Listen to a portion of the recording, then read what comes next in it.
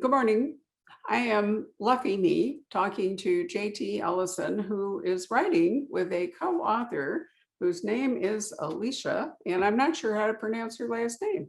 Klapheke, Alisha Klapheke. Thank you. And they are writing together as Josh Walker. And I have, lucky me, I have a copy of this fabulous book called Tomb of the Queen, Book 1, Jane Thorne, CIA librarian. I gotta say that this is a really cool concept, especially for somebody who is a librarian. You know, before I was a bookstore owner and other stuff, I was a librarian at the Library of Congress, and 4 of our staff, Susan, John, maybe 5, are librarians, retired or part-time. So this book is bound to resonate with them.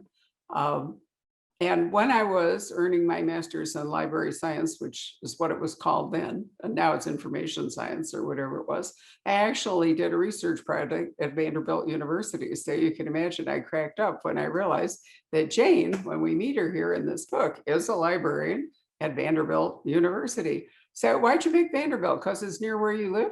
Yes.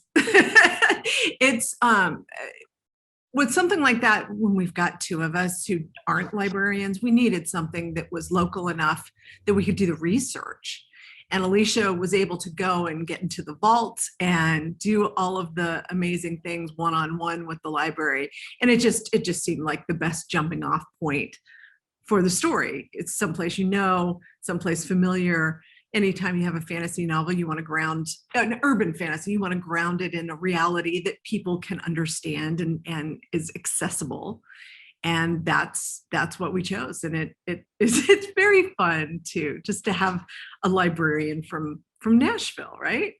I think it's wonderful. And actually Vanderbilt has a very sophisticated library. Sorry, I'm moving my computer thing around here because I want to lean back in my chair without breaking my neck. I think Vanderbilt has a very good library. The campus is beautiful. And I love the idea of her having a magical experience in the library vault, which is not a place where you would normally expect this sort of thing to happen. No, not at all. And that's how the story opens. She is in the vault. Jane is doing one last minute thing before she shuts down for the day to prep for the next day's work, because she's that kind of girl, right? She works ahead. She's very responsible, does all of her things. She's a very typical librarian. She's just a young one, just new to the field. But she is prepping her work for the next day. She touches a manuscript and starts seeing stars. And she has ocular migraines, and she just assumes that's what it is. She takes a pill, she goes out to dinner with her sister, comes back to work the next day, and it happens again. And this time she realizes something else is going on, because when she comes back to herself, there is a very large Black man standing in the vault saying, "Hello, Jane, I'm from the CIA. We would like to talk to you." I love the whole recruiting thing. So by the time we're on page 37 of this book, here's Jane and her experience. She had seen stars and a river of light. A man had appeared. He'd offered her a job with the CIA, then disappeared into a hedge. 4 bizarre happenings in less than an hour. They had to be connected somehow, which I think, brilliantly sums up her experience. Now, I have to say that part of this reminds me of Jonathan Strange and Mr. Norrell, in the sense that, magic has been pushed out of the world. It's on the margins, but it's out there, and maybe it's creeping back in. And so the CIA is throwing up a line of defense. What is the CIA's position regarding magic? So magic has been throttled by a curse, by a master that is a master level magician, and they haven't seen one in decades, centuries probably. And magic is then it's stuck in this tiny river of stars, and only incredibly talented magicians can access it. The CIA, obviously, their division, the Torrent Control Organization, can do it, but it takes a lot of effort for them. The other side, though, of course, there's got to be a bad side, right? And there is a terror organization called the Kingdom. And I'm so sorry. We just had a blue alert. I don't know what a blue alert is, but we'll see what that is. there was a incident here last night, so that might be something to do with that. Anyway, so the bad guys, right, the kingdom, are trying to turn magic off for the rest of the world and only have a magical population that they control.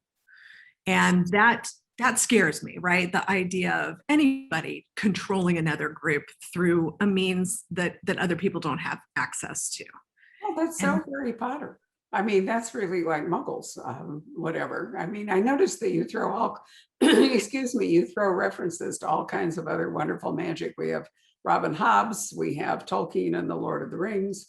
I'm sure somewhere in this, I haven't gotten far enough yet, excuse me, that J.K. Rowling and Harry Potter will come along. But sure. I mean, it's a lovely concept that, somehow out there is magic, and it's either going to be beneficent or it's going to be malevolent. But there's a whole control issue going on. I'm actually talking to an author named Sebastian, who's rewritten The Lady of the Lake, the Tennyson poem, but the whole Arthurian legend. And in the parlance of today, she's going to give the lady agency. I might tell you agency is my second least favorite word now after pivot. But nonetheless, that's part of the point. And in the book, she argues that Morgan Le Fay and her sister and so forth, that it's about the Fey world and then the real world of Arthur and the borders between them. And, is the lady, she's kind of moving across the borders, or she has to figure out the borders. So I think in fantasy fiction, there's that's a continuing theme, right? That, Sure. Stuff that exists. So, there's a lot of medieval fantasy. I mean, because, the whole medieval world lends itself fabulously. And then, but I really like this idea of a contemporary fantasy.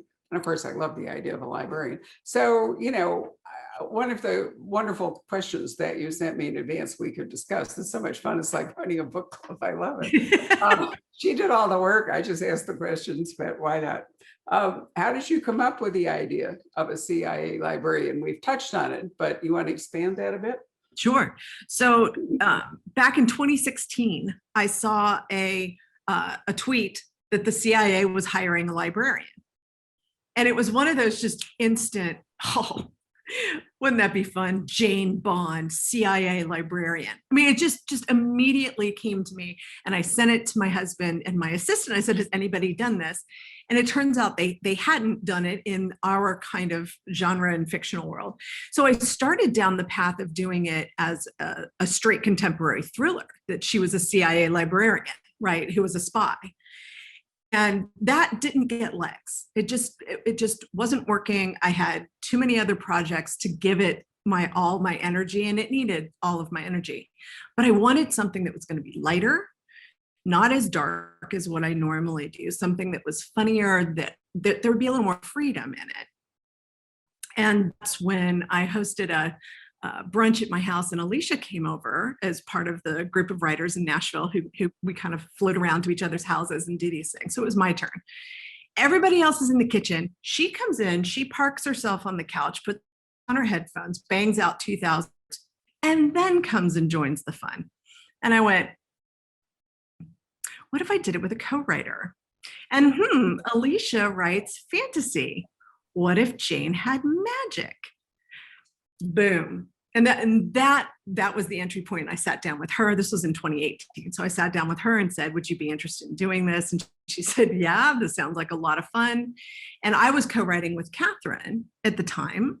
And so I learned a lot about co-writing relationships and how they can be structured, and what was working with us and what wasn't working with us. And so I tried to apply that to what we were doing. And of course, every relationship is different. That's just how it works. But Alisha she's brilliant. She writes fantasy. Her day job is actually teaching martial arts. So all of Jane's fight background, she's a kickboxer and a martial artist and everything, that's legit. That all comes from Alisha's experience with that. And it was really neat having somebody who was in town. We could go and have lunch and sit down and kind of bang all of this around. I wanted something that was Gilmore Girls meets Alias with magic. And that's really what this is, right? It's definitely, if Jane was Rory, just the smart aleck, super smart, super engaging, funny, witty, but brave and courageous and kind person who accidentally throws herself into a magical world and out that she has ties to this world that she knew nothing about. It's my favorite kind of story. A girl or a woman who is faced with great change, who must rise up and be a leader. And that's my favorite kind of story. And that's exactly what we did with this. And it's fun. I like it. I can tell you like it. And of course, the idea of the ordinary person, rising to extraordinary things is an age-old storytelling Yeah, device. I mean, it goes all it the way is. back to the Odyssey and the Iliad and so forth. And also, I mean, your experience co-writing with Catherine Coulter, with whom, by the way, I'm doing her launch in early August, and I had the Oh, pleasure. for Vortex. Yep, and I had the pleasure Hey. of doing that last year too. And we spoke a little bit about, your collaboration with her. But I think, once you've done it, it would obviously be easier to conceptualize doing something else with a co-writer. But you're so busy. How do you balance, being Josh Walker with JT Ellison? Because you're already writing a book a year as Ellison. Right. I've never been really good at doing just one thing at a time. I write one book at a time, but I'm really good at segmenting. Okay, this is my work for this. This is my work for this, and doing it like that. So, 2018 is when we started this book. 2021 is when we released it. So it had quite a long journey Sure. to fruition, and it was, I would work on it for a month. We would work on it. She would go back and write the manuscript, bring it back to me as a draft. I would go through it, bump it up a little bit in places, change a few things, give it back to her. She would work on it, give it back to me. And we went back and forth and back and forth and back and forth for a good year. And it was like, okay, this is my weekend book. This is my fun time. This is my palate cleanser. My work can be dark. And it was really refreshing to be able to step into the magical world and be like, okay, I get to conjure a spell to do X, whatever it was. It's like, oh, I'm going to ward this room. Oh, how fun is that? I believe in magic. I wish I had the ability to do it, but I think it's all around us. I mean, you just look at a tree, look at the ocean, look at the sky. I mean, magic is around us. Some people can access it. Yeah, that's a very Greek conception, of course, of magic in the natural world. The Greeks endowed everything with a god or a goddess or an infant dryad or whatever it might have been. So every stream, every tree, whatever it is.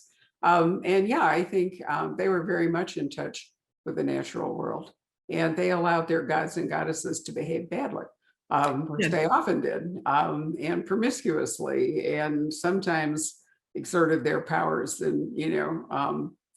in bad ways as well as good ways. I mean, there's a lot of heroes, but there also are some villains, but not all the time. And even Norse mythology really kind of mixes it up, with the gods doing good. I mean, you have Loki the trickster, but then Thor the thunder god. But it's interesting. And the roles of women, I think, are the Greek women stand on a more equal footing. I think if you really know your Greek mythology and so forth, you have a goddess like Diana or like, Athena, and they're just as powerful in their own right most of the time. But then you have Juno married to Jupiter, or Hera married to, I'm trying to remember his Greek Zeus. And that still is a more, I mean, she has power, but he has more power. So, but most of the gods aren't married. There are some couples that are, but a lot of them are not. So yeah, I mean, I think it's a really long tradition. It's an Arthurian tradition too, where, you have people fighting in the real world, but then you have, a certain amount of magic going on. So do you find that, I mean, this must end up being your combined voice, but do you find that you've changed your voice to write with Alisha as Josh Walker compared to your thriller voice as JT Ellison? it is a different voice. It is definitely a different voice. It's lighter, it's funnier. She has just, Alisha is just quick, and Jane is very quick. And there's just, there's definitely, I can read and see things that I would never have said that she said, but now she's merging into me, which is really interesting. So when we did the final revisions, now there are large parts that I have no idea who wrote what. It's like, my mom was asking me, did you write that? I'm like, I don't remember. Maybe, I don't know. It's been a really fun collaboration because, working with Catherine and I have gotten to be friends. We didn't know each other beforehand. Alisha and I already were friends. So that was a different interpersonal relationship. Catherine and I are dear, dear close friends. We talk every day. I mean, but when I met her, I didn't know her. Right. And, we had to find our footing together, whereas Alisha and I already had that. And it was just a little more seamless coming into it. And I knew exactly what I wanted from her. And she delivered, and in spades. She just did an absolutely amazing job. She wanted to be here. She's teaching. She's teaching a private class today. Yeah, I'm sorry she's not. It's interesting that you've assumed the Catherine role in your relationship with Alisha, having, and so obviously you learned, pardon me, I just dropped my cheat sheet. You obviously learned. I did learn. And it was what I wanted to do. I really wanted, Catherine opened a lot of doors for me.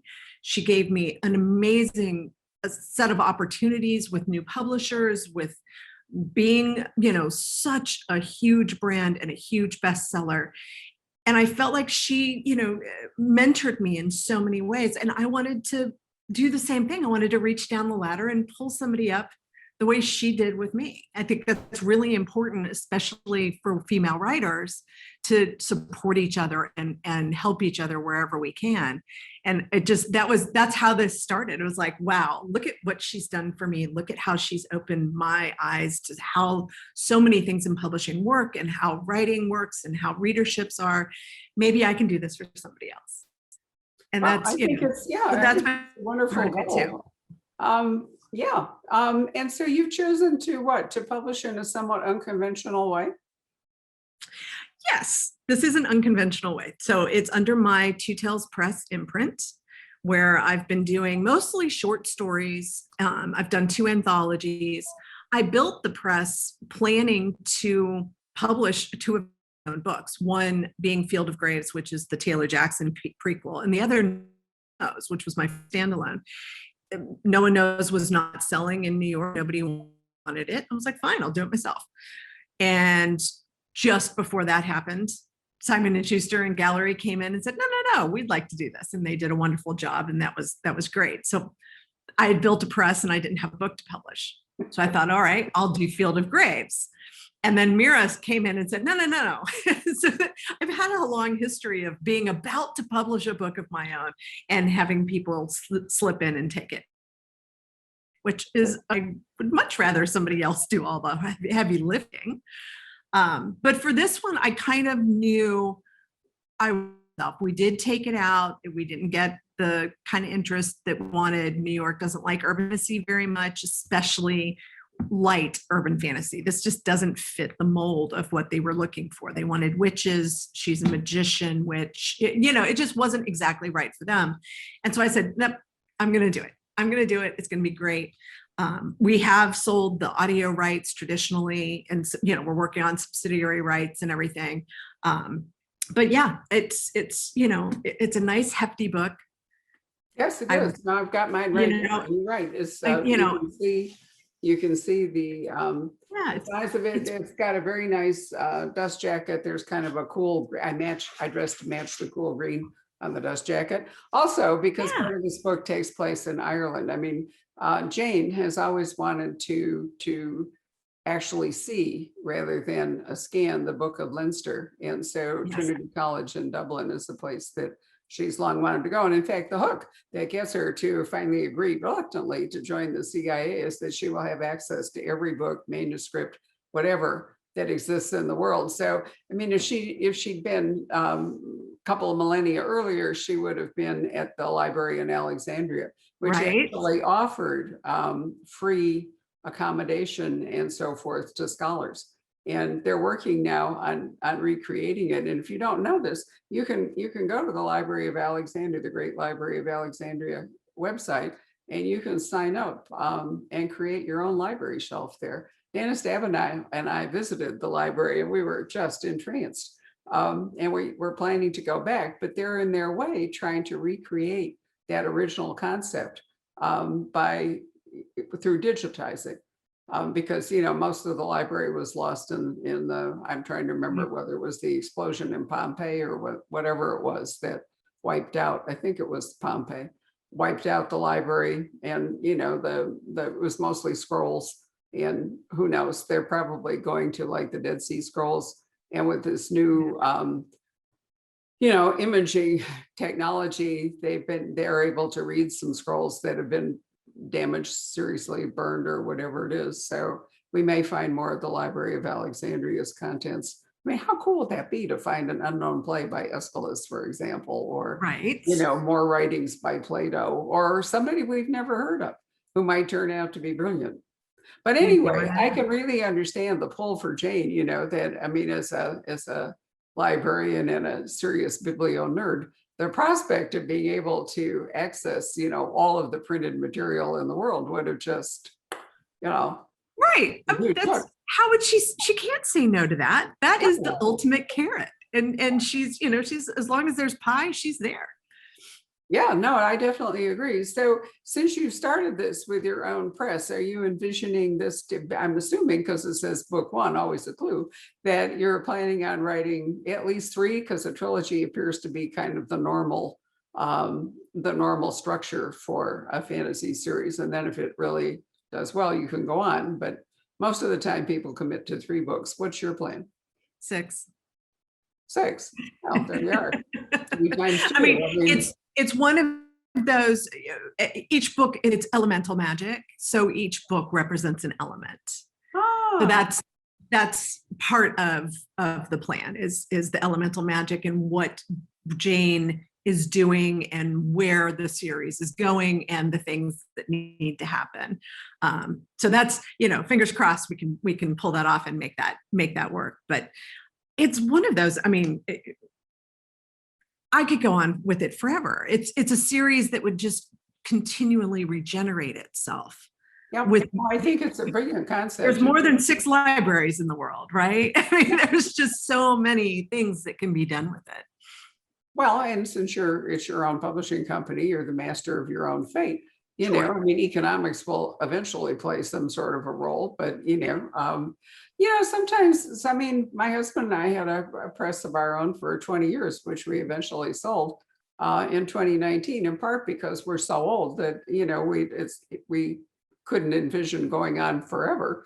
And we had a responsibility to our authors, and also because it really is hard for a very small publishing company to publish a lot of authors and get any traction for them. But your case is different. I mean, you're doing just one thing. And so with that focus, you should be able to, you can make it a labor of love, but you could also probably at least break even, which I have to tell you, truthfully, is mostly the goal with small publishing. It's just, not to lose a lot and to love the whole thing along the way. If it becomes so expensive that, supporting it becomes unrealistic, there you are. But up until that point, you're fine. Yeah. I've made some mistakes with the press in the past, and I've learned from them. And there are just ways you have to do it to maintain a tiny little margin of profit, or else, the whole thing goes up in smoke and it doesn't work. But doing it is a labor of love, and it's taken a lot of time. I like doing it. It's really fun to know the entire process. And then there are the walls that you can't break down, like you can't get into Edelweiss. So it's very hard to get into libraries when you're a self-published author. It's very hard to take an indie press, even to indie bookstores. But, thankfully, I've got wonderful relationships with you and Murder by the Book and Parnassus and other places that are willing to take a chance and stock the books. And I've learned as much as I can about how to publish well, to publish well with my partners, and not just my co-writer, but my business partners. And with luck, we'll be able to break down some of those walls. But Well, you have an ally that we didn't have 20 years ago when we started, which is social media. You have channels for selling books, including TikTok, which I am personally not going to learn, but which I did. Me neither. No way. It's becoming a book thing. But I do Instagram for the store, and we have another person who does Twitter, another person who does Facebook with and a wonderful customer who does Pinterest. And there's a limit, I think, to how far you can go with all this. And then you wind up spending all your time, being cute and envied on Instagram. But does it actually contribute to your bottom line? Probably not that much. That's a good question. But you can't really quantify it. I mean, I think you're forced to have all these tools, but I never know. I had this discussion with Riley Sager the other day because we oversold the order that we shipped to him. And I thought, wonder what happened here, because we hadn't even gotten to really doing a big promo for it. And we got a whole cluster of orders all in one day, which usually tells you something. So I realized that he had taken a photo and posted it to Instagram of him signing all of our books, 100 books or whatever he was sitting there surrounded by. And apparently, I'm just guessing, that was enough to push some people into it, because they could see he was actually, signing physically them. Signing. Yep. Right. So I wrote to him and I said, if it's okay, we're going to need to ship you more books. And by the way, I said, did you do anything? And he said, well, I guess it might have been the Instagram post. Now, I'm not saying that was what happened, and there's really no way to know. But generally, if you get a surprising surge, you can tie it to something. So as long as you keep your inventory manageable, you don't overprint and you don't wind up warehousing books in the whole bit. You've got a lot of channels that were not available really until the last 10 years, maybe even 6, where books really have taken some huge pushes. I mean, we have this monster campaign coming up for Outlander #9, because we're in a fantasy world all the time. And it's almost impossible to measure the effect of Diana's social media. If she retweets anything, it's just, it's astonishing. Yeah. And so you already have a platform as JT Ellison, which allows you, I think, if you were actually Josh Walker, heretofore unknown author, with no platform, it would be really hard to even make a splash on social media. But since you already have a name and a platform, then that allows you, and Alisha does as well. Yes. That allows both of you to combine, and create. And then, then really, it's sort of like throwing a stone into a pond. The ripples go out there. I mean, we don't have a marketing department. We've never done a paid ad. I mean, we're 31 years in and booming along, and we do no marketing. We have no advertising. And it's so interesting to all of us. We always wonder, what ripple did we, what's going on? Relationship management.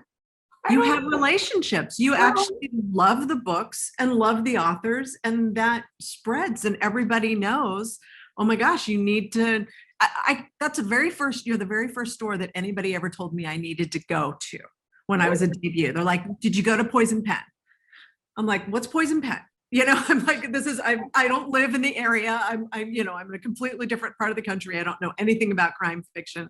This was, back in 2003, 2004. I mean, and the second you got on my radar, I was like, oh my gosh, this is the coolest thing ever. And now, of course, I've been to the store and I've done signings and we've done events and we talk all the time now, which is wonderful. It's relationship management. It's how you reach out to the world and how the authors respect you for what you do. I think that's a very kind way of putting it.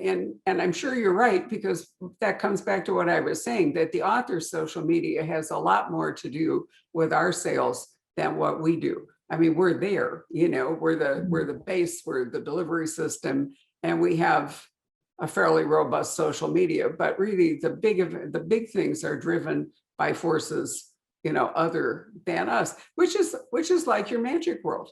I mean, if you really think about it, Jane's only going to be able to manage a bit, and the magic world is going to be like that. It's going to have things going on that she's not going to be able to control, and which will have ripples and which will bring, other things into it. So you mentioned that we've been talking, and one of the things we've been talking about a lot with Jane Ann Krentz, who's a wonderful third leg to this whole discussion, is about the Gothic novel and how it has suddenly become a buzzword. It's a buzz reviewer word. And what does it actually mean? JT and Jane and Ann and I did an earlier book chat, which you can find. I'll check to make sure it's there on our Facebook page, about the Gothic. And now we could do a whole new one, because since we did that, we found even more. What was it yesterday? The eco-Gothic thriller? The eco-Gothic. So, Right.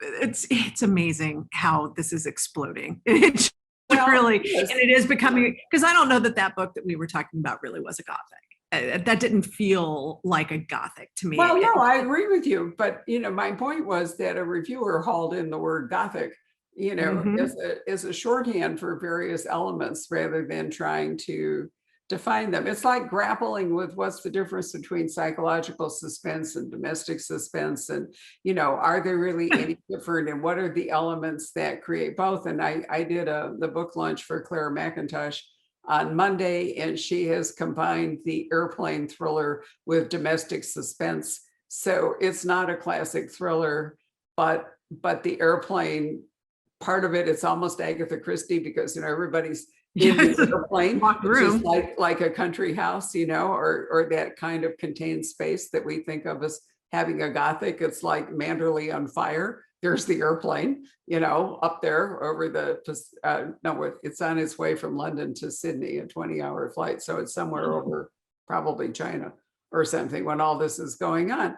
And yet the drama of the woman on the plane and her policeman husband back home is a domestic suspense drama. So it's a really interesting combination, but I wouldn't call it a Gothic, just because it has a contained space or because it has psychology in it and so forth.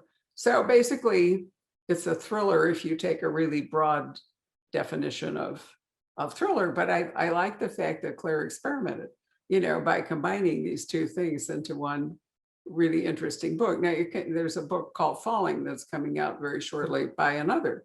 It's another airplane disaster book written by a flight attendant, and it really is a thriller. I mean, it's a pure thriller from start to finish. It doesn't have the domestic drama of who's unreliable and is the husband cheating and all that stuff. It's not in there.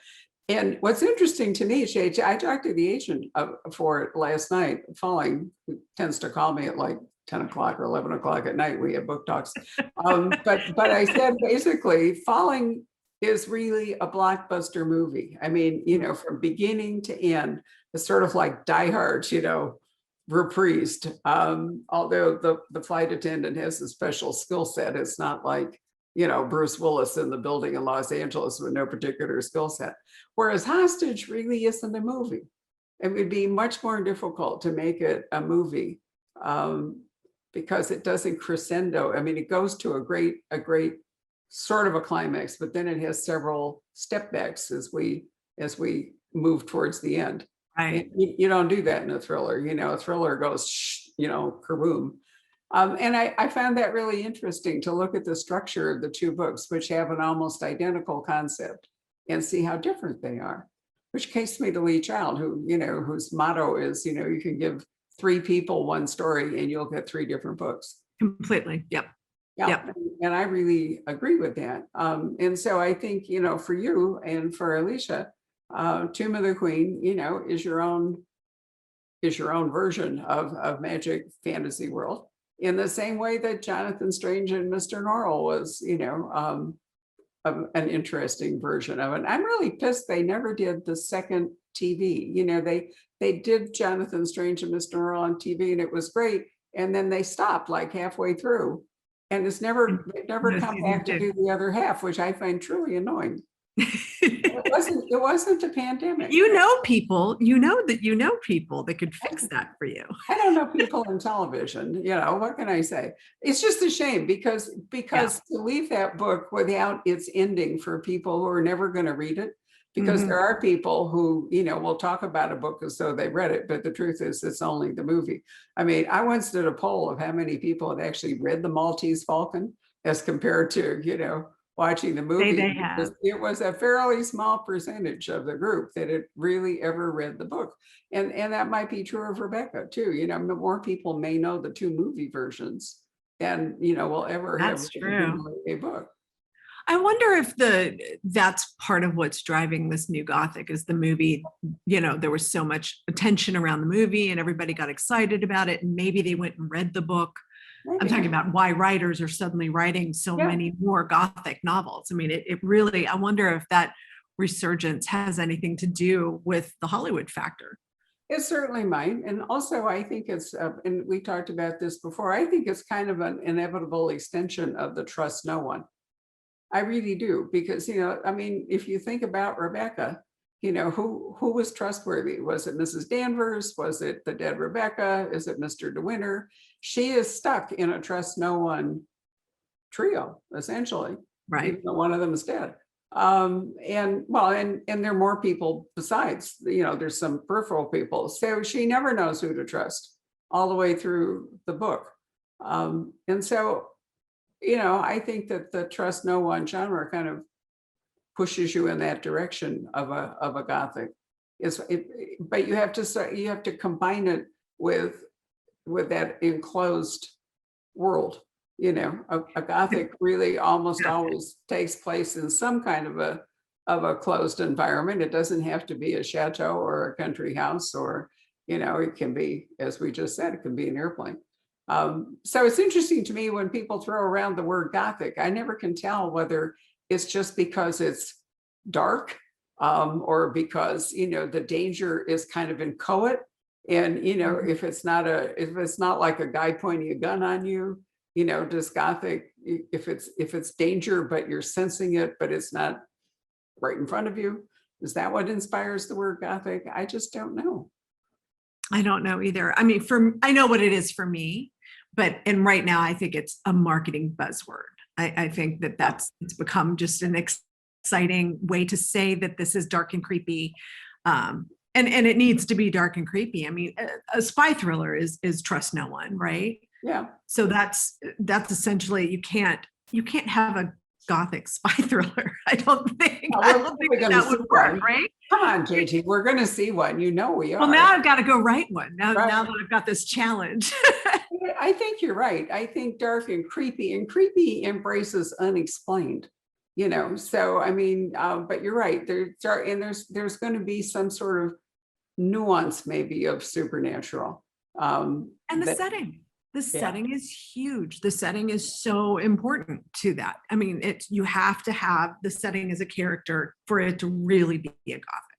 Right. And also, I think, thinking about this in a thriller, you almost always know from the get-go who the antagonist is. I mean, a thriller absolutely has to have a protagonist and an antagonist. But in a Gothic, maybe you don't, you're not sure who the antagonist is. Think back to Mary Stuart. She always had two men, right? She always had a heroine in some kind of jeopardy, whether it was the chateau in France or, the Mediterranean island or wherever she happened to be, in one of her books. I love her books, but that was her design. She always had like two guys, and the heroine could never work out which one of them was going to be the antagonist, which one was going to be untrustworthy. And you had to read all the way to the end. Actually, Elizabeth Peters, The Crocodile on the Sandbank, that is the question. If that's the one series that if you don't read the first book, you will never be able to read the first book with any sense of surprise, right? Because, she doesn't know whether Emerson is going to be the good guy or the bad guy. You see, right. And then she introduces Emerson's brother down the road as, the more visible bad guy. And then even he becomes kind of questionable towards the end of the series. So, a Gothic thriller is a really tough call. because, you know, if you need a plain sight antagonist, and yet if it's Gothic, you don't want to know necessarily who it is. Although you can have, you know, I suppose you can have like a devil or somebody from the outset. I don't know. It's fascinating, isn't it? How we think about It all is. this stuff. It is. I mean, that's what I did in Her Dark Lies. I mean, I've got a first person protagonist Right. who is unnamed, but is the villain. I mean, is clearly the villain. Yeah. You know, and then, but again, in the Gothic, you're also fighting against that supernatural element. You're fighting Right. against the setting. Everything is conspiring against you to, you know, hold you back from discovering the truth. So it's also there's an element of self masking through that as well, that you don't reveal your own secrets and you have to find your way through that path as well. Because the protagonist always has some secret in a good Gothic novel. There is, you know, some sort of twist at the end that the protagonist has been holding back. And that's how they got themselves there in the first place. That's a really interesting point. Although I don't know that Mrs. De Winter, I don't remember Mrs. De Winter had any kind of a held back secret. I think she was just naive from the get-go, but maybe I'm not remembering it as clearly as I should. No, I don't disagree with that, but I think she wanted so much more and she couldn't admit that. Well, and I mean, to run off with a man you meet, you know, you're a companion to a woman, and then you know, you meet some guy at breakfast, and the next thing you know, you're married to him, and he's the most eligible bachelor. I mean, she's the ingenue, right? That's the character, but there's darkness in her. Like calls to like. There's a darkness in him. There's a darkness in her. That she doesn't have a name, right? So she's really this nameless person who goes into this story and is meant to be the innocent, but she's running from something to jump so quickly into a marriage with a man she doesn't know and get herself into, you know, warned against and everything. She's running from basically a powerless, pointless existence, existing as a companion to a demanding older person, and figures into a powerless, pointless existence, being the second wife to a rich man. Right, and you know, I guess you have to applaud her courage for making the jump, even if it wasn't, even if it turns out to be unwise and perilous. And I think your book, Her Dark Lies, is your Rebecca. You know, you create the island, which becomes Manderley, and you've got the same characters going on. And you know, it's a book that's a lot of fun to play with. I mean, there are many people who have written, you know, some version of Rebecca. And so I mean, it's a classic. And I'm always amazed when I find people who haven't read it or have never heard of it, who are interested in the crime or the fantasy genre, because, you know, it's just a seminal book. And I'm always surprised when I find people that, you know, really don't know about, you know, the murder of Roger Ackroyd, the original, well, not the original, but certainly one of the most powerful, unreliable narrators ever. And it's not, you know, it's not like Paula Hawkins or Gillian Flynn suddenly came up with, you know, an original idea and the unreliable narrator. It was already there. They've used it to great effect, but I mean, he was already on the table. And then there were none, you know, that structure, which is indeed a Gothic structure, you know, that was already on the table with Christie. So it's hard to imagine the present world without her. You know, I mean, it's easy to look back and say, oh, it was Agatha Christie, but she was breaking new ground, you know, in all kinds of ways, and even had her own Gothic adventure, which, you know, has been analyzed and theatricalized and portrayed, and no one will ever really know whether she had a genuine, you know, breakdown, whether she had a dissociative moment, whether she went off to punish Archie, whether she just went to hide because she was embarrassed because divorce was so terrible. You know, for a middle-class woman in the 1920s and a mother, that was like almost the worst social disaster that could happen to you. Plus, having an unfaithful husband would be truly traumatic. So, you know, especially one you love. Yeah. You know, the one you married, nobody wanted you to marry him. And he turns out to be a cad and everybody else was right. I mean, yeah, I'd run away too. Just to get a grip on, oh my gosh, my world is falling apart. What am I going to do? That's right. So, she experienced that. And I often wonder if that, was a plot engine for her in a way, that because she'd been through it herself, she writing as therapy. And she was a Sure. relentless writer. I mean, she never stopped writing, right up until the end of her life. Maybe a lot of her work, was basically her therapy. I mean, she's a And really interesting person. it could also just be, we could all be off the mark, right? She could just be devious and wanted to see what would happen if a famous person disappeared from their Yeah. life. So she could track it and use it as research. That's absolutely true. I agree with you. I mean, there's so many plausible explanations, and we'll never know because she never revealed it. She took whatever it was that inspired that whole thing with her to the grave. So I we are know. never going to know. She was an intensely private person. When she was president of the Detection Club, she agreed to do it as long as she never had to speak. So, she wasn't, everything in her came out in her books, as far as I Yeah. can tell, fascinating. I was lucky enough to visit Greenways with her, because I belong to the Crime Writers Association. And we had a meeting when Rosalind, her daughter, was still alive, but fairly elderly. And Greenways is a fascinating house, cluttered and dusty and full of decades of memorabilia. A GI painted mural on the wall when it was given over to the US Army during World War II, and I often wondered, with all the things lying around and whatever, if it was kind of like a memory box for her. I mean, And again, I don't boom, know, but now I've we been have there. now we have the next Gothic right there. Yeah, I and mean, somebody, I'm sitting here seeing this going, oh my gosh, there's a lot that could be done with that story. I'm a great generator of story ideas. I'm not a writer, but I'm terrific at concept. It just Yeah, sort we of may need to talk about this further because I just bubbles finished up. the book and I'm looking for what I'm going to do next. So I love it. So, all right. So you've answered all these questions, what's next in store. So I guess the final question, let me ask you, since you've said that you're thinking of 6, where is the next locus of for Jane in book 2 of Jane Thorne, CIA librarian?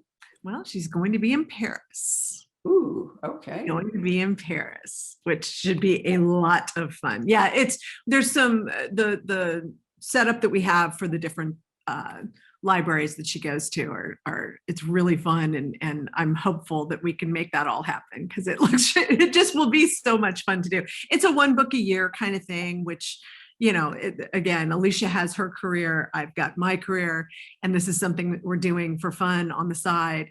But I have a feeling it might take on a life of its own because I think it's a lot of fun and, great cover, great art. Our artist, Kim Killian, really nailed it. And I think that helps in this environment.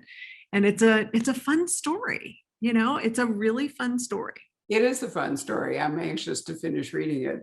And I thank you for sending me a copy because it's great. I will in turn send around and send you a bunch of books. I just need to figure out where to slot it in one of our book clubs because I have to work a month or 2 ahead. But in any case, for those of you who are watching this, we will at some point soon have autographed copies of Tomb of the Queen from JT and Alisha. She happens to be around. And we'll feature it in some way because I think it really is a lot of fun. And we're still all, even if we're emerging somewhat from the pandemic, there's a lot of unknowns ahead. And so escape reading is still a great way to kind of duck out of everyday cares. And it's also a great way to travel when, you may not be comfortable, or given what the travel industry is doing to everybody, may not be able to afford the absolutely pirate. My husband is still blown away by the car rental fee that we are incurring over the 4th. And he said to me, wow, and I think it's going to be quite a while before all of that settles down. So if people who want to travel are willing to pay these outstanding premiums for hotels and other stuff, but that's not going to be sustainable. So for those who feel like it's either too scary or just too damned expensive, books are still your best passport to going wherever you want to see how it works out. So thanks for your time. It was great. Is there anything else you'd like to say? No, I just want to say thanks. It's always such a joy talking to you.